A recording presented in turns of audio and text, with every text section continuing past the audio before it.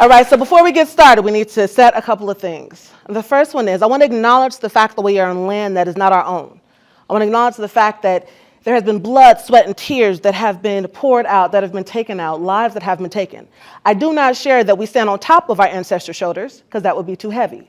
I do share that we follow in their path because they have laid the way.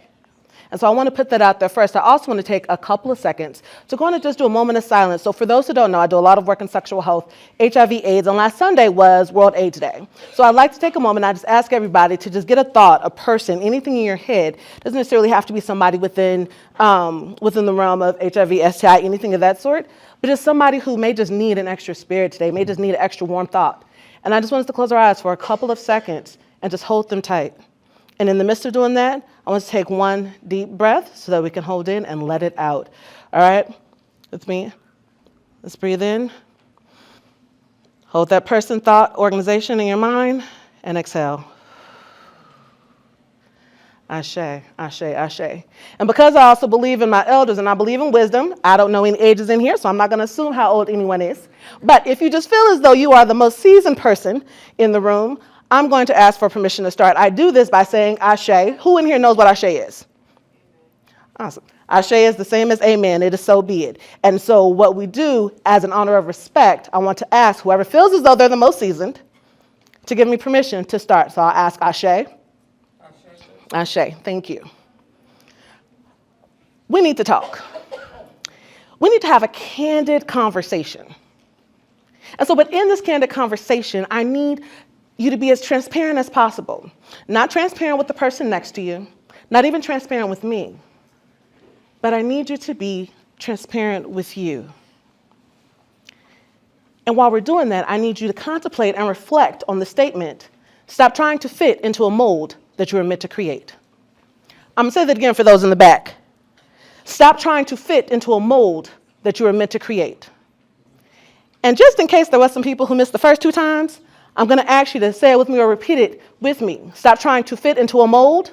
Stop trying to fit into a mold. Let's try this again. Stop trying to fit into a mold. Stop trying to fit into a mold that you were meant to create. that you're meant to create. Now ask me why. Why? I'm glad you asked. So when we think about it, you think about the world, you think about society, whether it's the amount of melanin that's in your skin, whether it is the way you dress, whether it's the way you wear your hair, the perfume or oil you decide to wear, your religious affiliation, even your political affiliation. Society already has a box that they want to put us in. The issue is when society decides they don't want to let us out of that box. What's even worse is when we get comfortable in that box and we then don't want to come out. But something I've learned along the way is that you got to get comfortable being uncomfortable. And just as they said earlier, when it talks about change, that's what this is about. And it is literally about stop trying to fit into a mold that you were meant to create. How many of you, we're just getting to know each other because I need you all to be my people. But how many of you know at least one other person that may have altered their dreams, may have silenced their voice in that difficult conversation, or may have even denied who they were to make somebody else feel comfortable, to not hurt somebody's feelings, to continue on with that family legacy? In the midst of doing that, they're holding on to something that is not theirs. And so when we talk about stop trying to fit into the mold that you were meant to create, you go back to those places where we learned when we were little, or those things that we were told. I remember for so long attempting to fit into a mold to make other people feel comfortable, attempting to silence my voice because I don't want to scare anybody else, attempting to be comfortable in dimming my light so that other people will be okay in not shining theirs, instead of shining my light to help empower others to therefore shine theirs. When we step into where we're supposed to be, there's a thing that's called alignment. When we don't step into where we're supposed to be, Spirit will tell you. So I don't know who was up here, but even before I was in the career field, Spirit was like, you need to get out. That's not where I want you at. But I was like, it's comfortable here.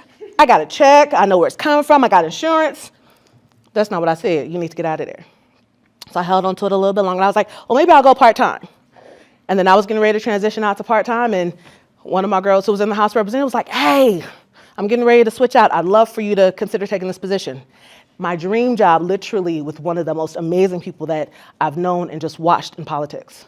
So I'm like, oh, this is my dream job. Spirit's like, that's not what I said.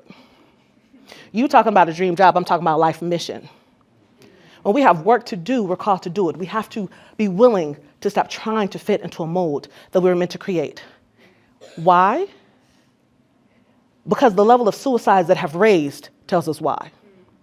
The level of mental health, the cases that continue to come up, tells us why. The continual homicides tell us why.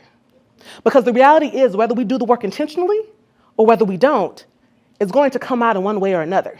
Usually, though, if we don't do it intentionally, it's going to come out in a way we don't want it to. And so, no, I'm not saying at all that it's going to be easy. I am saying that it's worth it. I'm saying that it is a marathon, it is not a sprint. I'm also going to guarantee you it's probably going to hurt like hell. But getting to that other side is so worth it. And so as we go through this, what does that look like, or what are some of those pieces? The power of self-acceptance, embracing your unique identity. Take the time to figure out who you are. Take a break, take a breather. It's almost the new year. Take a day. If you can take it, take a week. I don't know who your higher power is. I don't know what your higher power is, but tap into whoever your higher power is. And you create your narrative. Don't be somebody's main character in their story. Create your own.